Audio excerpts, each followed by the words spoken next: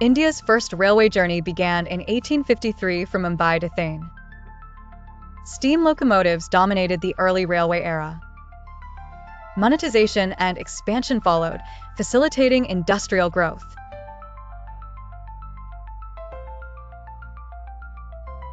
Diesel engines started replacing steam locomotives after independence.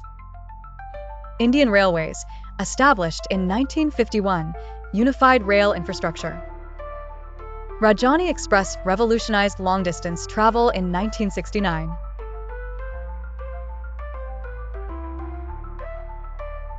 Metro rail systems began in India with Kolkata Metro in 1984.